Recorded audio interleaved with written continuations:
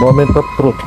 Pwede pala dalawa muna para kalahati babayaran. And another daily dose update, guys. Kasama natin si Mrs. ngayon, papunta tayo ng Nueva Ecija. Napaka-sweet at thank you dahil pinag-drive niya tayo. Panggabi kasi yung duty natin at kulang pa tayo sa tulog. Ngayon kasi yung sinet nating araw sa kausap natin.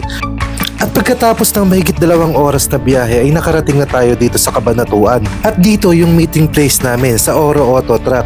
Nandito kasi yung titingnan nating item.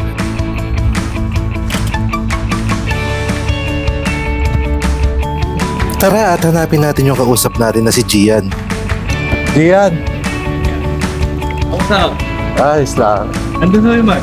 Kasi, Di po kasi nalagaan. sir, binablog ko. Okay lang ba? Tara guys, check natin yung bags na ipapalit natin kay Jimbo kung okay pa. Ha? Sakto lang? Ito yung reserva, kaya lang. Apat lang binili kong bagong gulong eh. Kinuha ko na lang yung gulong ko dati. Pero hindi na rin naman magpantayulan talaga. Dahil expired na rin itong goma. Ano yung production date nito, boss? Ito 2015 na ata. 15? 17 po pala. 17? 47th week ng 2017. 18. Tagal na rin po. Pero makapal-kapal pa yun. Baka pwede naman po siya kung ano lang. Kung City drive? Kung doon lang. Hindi naman siya... Kompleto yung center cap yan.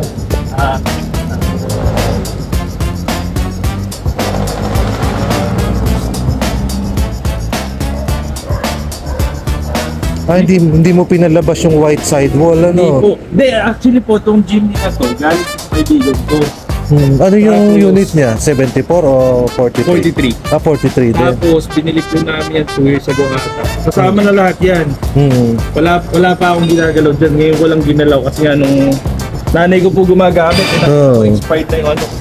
Bali. Jeff! Kasi isang center cup na to. Diba 4 to, center cup na to? Dalawa lang ba? Tatlo lang ba? Ay, kasi yung ano. yung axle, ano? Axle pala. Oo. So yun po, binalik ko lang sa stock. Tapos ano lang. Pwede ba natin, i-test fit lang? Pwede. Titingnan ko yung clearance kung hindi siya sabit. Kaya lang na. Naka 2-inch lift naman po yan no? 2-inch Naka-omi eh. Apo. Oo. Okay naman po siguro. Dahil dito wala naman sayad. Pero kung mag-235 po di ba? Sana. 2357. Pero kung hindi kakasya, Ito po, 215. mag-2215 na lang ako na 215 po pwede. PFG. Oo. Kaya lang wala po atang size sa BFG. Meron. 215. Mahirap lang. Po. Very sure. Yun nga rin po sana hanap ko BFG na kasi gusto ko sana tall and thin lang. Ako naman ayoko. Gusto Hindi ko mo malapad, gusto ko malapad. Oh yeah. Eh, Kasi pwede nga po sa BFG. Sa quarry ako eh. Ngayon po, masarap nga gamitin chimney ka. Oo. Ngayon ko lang po sinervice yan eh. At ito naman yung Jimny ni Bossing. Parang OEM Plus lang po. Nice! Oo, kasi hindi ka camping. May din po kayo mag-camping. Oo. Dito rin po sa amin, ang mostly dito ginagawa sa shop, puro pang overland. Ang lagi namin ginagawa, Hilux po ang gusto dito sa atin ngayon. Oo. Kaya lang, pag pang-araw-araw, masarap po talaga gamitin ng Jimny. Medyo matakaw lang sa gas pag city driving. Yung ano po pala, hindi niya nagiging issue yung aircon niya pagka naka-idle. Issue. Talaga pong naiigilaw siya no? Ang solusyon doon, papalit ng Starex. Yung Starex po na auxiliary fan. Yung sa akin naman, nagbuhat nung nagkaganon, pina-cleaning ko muna. Tapos, ang advice sa akin nung nag-aircon, bugahan ko yung condenser. Binaklas ko yung grill hindi ko pa panahon na mabaklas yung bumper. Binugahan ko. So far, 2 weeks na. Okay na rin po. Di mo na nahihilaw? Ginagamit Kahit pa po din. nakahinto. Kahit ginagamit po din sa araw. Kaya po naka-clear tint din kayo no? Kaya... Medyo naramdam mo agad pagka nahilaw nyo. Ano pong goma nyo yung white side? BFG. BFG. Bridgestone pala. Okay, nga ito yung mag-sa... Ano na? Classic na yan. Classic. At pagkatapos natin guys makipagkwentuhan ng konti, sakto natapos na din yung lunch break nila. Eto yung naasikaso na yung si Jimbo.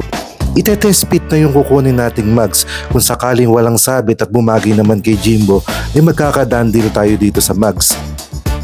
At kung nabaklas na nga yung magkabilang gulong sa harapan, check na rin natin yung brake pad nung sasakyan natin kung makapal pa. At pagkatapos ng matanggal yung center cap, pwede na natin isalpak yung mugs dun sa sasakyan natin. Kaya ako. Ang ganda pag mat yung tiro. Kaya nga ano, mga 2013 yan, sir. Eh. Oh. yung pagkatuto niya, all black pero mat lang ano. Oh, mat lang. Oh, yes. Ayan, hindi ko na ipapagloss ngayon. Itong nakamat na to. Kaya po talaga ka sa original eh. Oo, kaya natatakot din akong galawin eh. Baka po mag-iba pa yung kulay. Kaya, kakasya naman pala yung stock na lagnat. Alam ko ako. Sana walang sayad. Yan yung look ng dati. Nice! Maganda to, maganda yung clear niya. Maganda yung pagkamata. At dito naman guys ay hinihigpitan lang yung mga lug nuts. Check na rin natin guys kung hindi masyadong nakalabas yung gulong. Ayaw rin kasi natin yung masyadong nakalabas. Ayos at pantay lang siya dun sa kahan ng sasakyan natin. Dito guys ay tinatapos na lang higpitan yung mga lug nuts para masubukan na natin kung hindi siya sasabit pag lumigo ng sagad. Pala dalawa muna, pakalahati li babayaran. Oh my God. Alam mo, chisang goma. Oo. Isipat kilatis uli natin. Siya labas na labas, di siya Pita po pasok. ba natin, Ikon? Tingnan na natin kung alas sabit. Oo. Pili po po. Oh. At ito na nga guys, susubukan na natin na iliko ng todo kung walang sasabitan yung goma. Pag walang naging sabit yung gulong doon sa kahan ng sasakyan natin, ay idadandil na natin yung mugs na to guys. Tawad na lang siguro tayo ng konti kahit panggas lang. Malinis naman at walang sabit dito sa driver side. Sakto po. Check naman natin doon sa Di passenger sumayad? side. Kasi niya ba? Sige nga.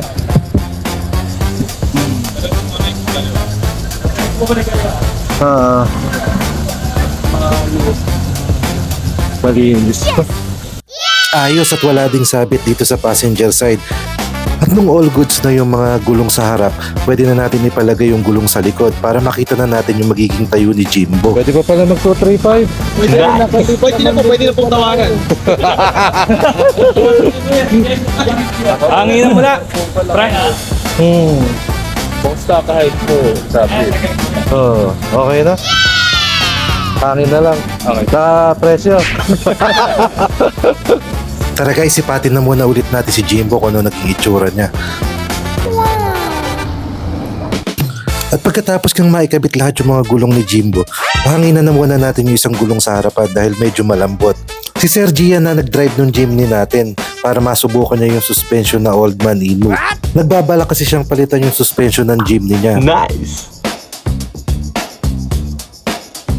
At habang pinagmamasdan natin sa malayo guys si Jimbo, Oh yeah. mukhang bumagay naman yung nilagay nating mugs. Magpapalit na lang siguro tayo ng mas malapad na gulong pag nagkaroon na ng stock ng BFG. Marami na kasi tayo na pagtanong ang store o shop, wala talagang stock ngayon.